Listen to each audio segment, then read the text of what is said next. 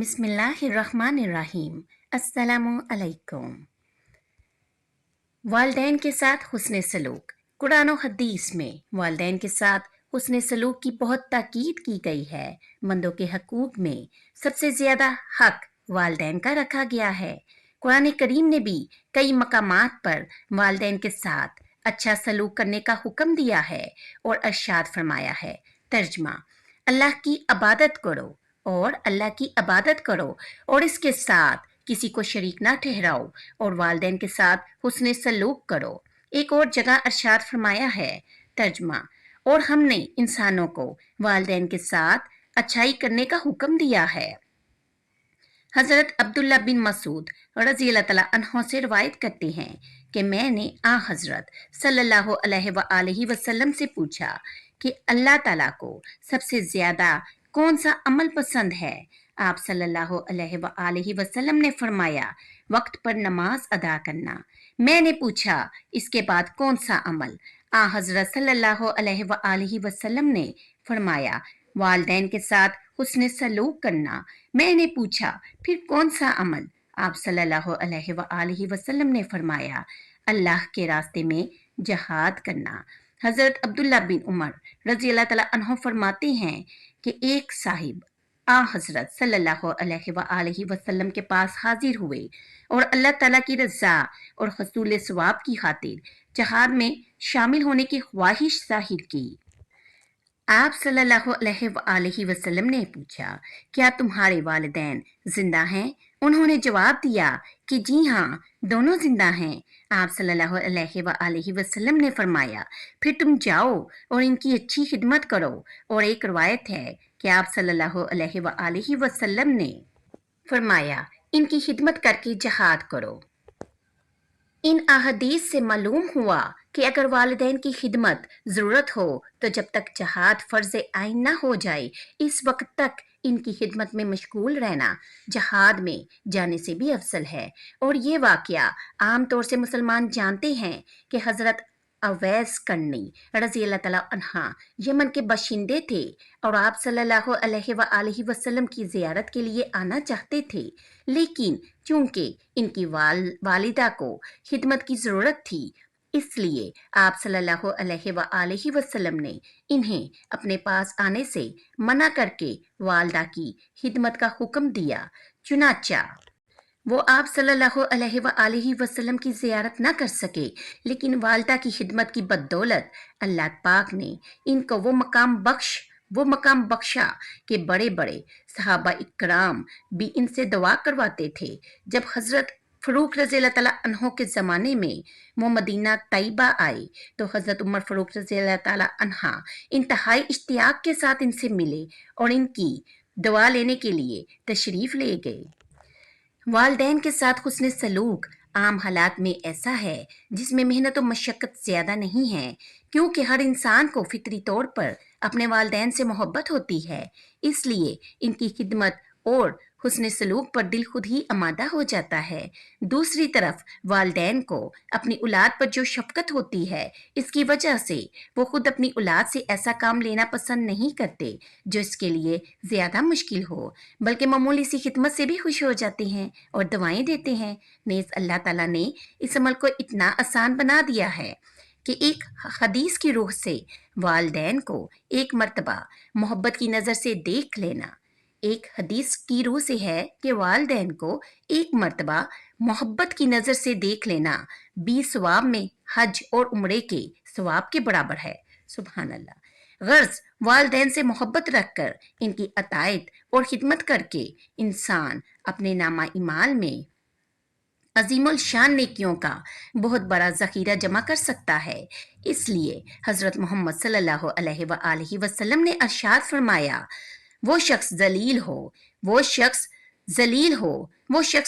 ہو جو اپنے والدین میں سے کسی کو یا دونوں کو بڑھاپے کی حالت میں پائے پھر بھی جنت میں نہ داخل ہو سکے۔ مطلب یہ ہے کہ جس نے والدین کو بڑھاپے کی حالت میں پایا ہو اس کے لیے جنت کمانا کچھ مشکل کام نہیں تھا۔ وہ ان کے ساتھ محبت اور ان کی خدمت کر کے بڑی آسانی سے جنت حاصل کر سکتا تھا، لیکن جس شخص نے اس بات کی بالکل پرواہ نہیں کی وہ ذلیل ہونے کے لائق ہے۔ والدین میں بھی اللہ تعالیٰ نے ماں کی خدمت کا حق زیادہ رکھا ہے۔ چنانچہ حضرت ابو ہریرہ رضی اللہ تعالیٰ عنہ فرماتے ہیں کہ ایک صاحب حضرت صلی اللہ علیہ وآلہ وسلم کی خدمت میں آئے اور آ کر پوچھا کہ یا رسول اللہ صلی اللہ علیہ وآلہ وسلم، تمام لوگوں میں میرے حسن سلوک کا سب سے زیادہ حقدار کون ہے؟ حضرت صلی اللہ علیہ وآلہ وسلم نے فرمایا، تمہاری ماں۔ انہوں نے پوچھا، پھر کون؟ آپ صلی اللہ علیہ وآلہ وسلم نے فرمایا، تمہاری ماں۔ انہوں نے پھر پوچھا، اس کے بعد کون؟ حضرت صلی اللہ علیہ وآلہ وسلم نے پھر فرمایا، تمہاری ماں۔ انہوں نے چوتھی بار پوچھا کہ پھر کون؟ اس موقع پر آپ صلی اللہ علیہ وآلہ وسلم نے فرمایا، تمہارا باپ۔ اس حدیث کی بنا پر علماء اکرام نے فرمایا ہے کہ ماں کا حق باپ کے مقابلے میں 3 گنا زیادہ ہے۔ اس کی وجہ ظاہر ہے کہ انسان کی پرورش میں جس قدر تکلیف ماں نے اٹھاتی ہے باپ اتنی نہیں اٹھاتا۔ ماں کی تکلیفوں کا ذکر قرآن مجید نے خاص طور پر فرمایا ہے۔ دوسرے، ماں کو باپ کے مقابلے میں عموماً خدمت کی ضرورت بھی زیادہ ہوتی ہے، اس لیے اللہ پاک نے ماں کی خدمت کو زیادہ فوقیت عطا فرمائی ہے۔ یوں تو والدین کی خدمت ہر حالت میں انسان کے بنیادی فرائض میں سے ہے، لیکن خاص طور پر جب وہ ضعیف اور برے ہو جائیں تو قرآن و حدیث میں ان کی خدمت اور دلداری پر خاص طور سے زور دیا گیا ہے۔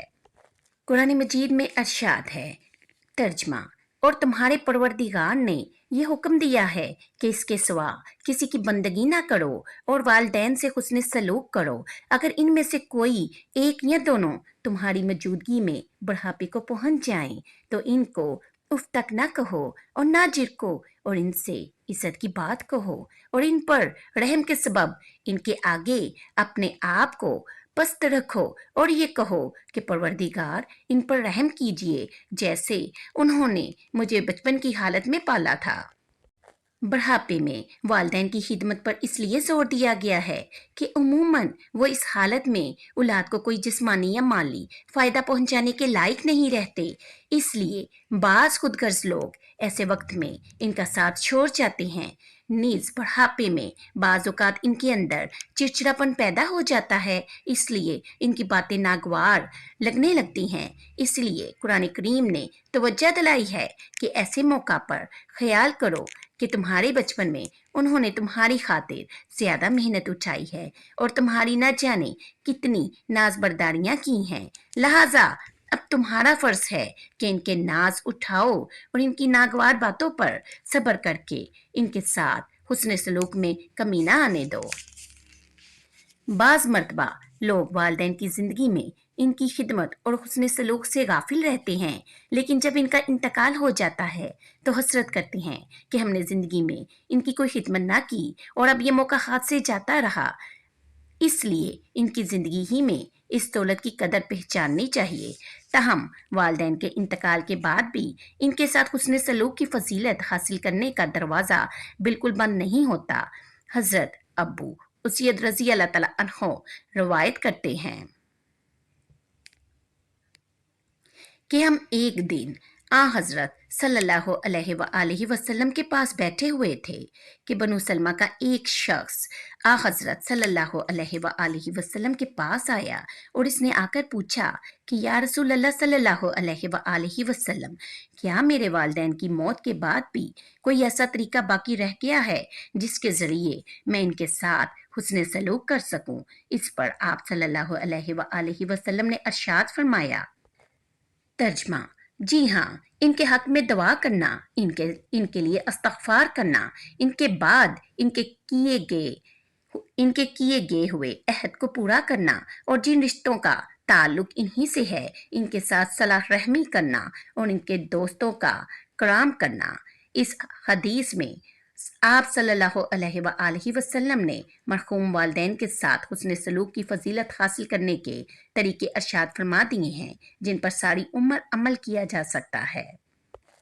اللہ پاک ہم سب کو اپنے والدین کے ساتھ حسن سلوک کی توفیق عطا فرمائیں۔ اللہ پاک ہمیں توفیق عطا فرمائیں کہ ہمارے والدین ہم سے راضی ہو جائیں اور اتنا راضی ہو جائیں کہ ان کی دعائیں ہمارے لیے دنیا اور آخرت میں کامیابی کا سبب اور سلسلہ بن جائے۔ آمین۔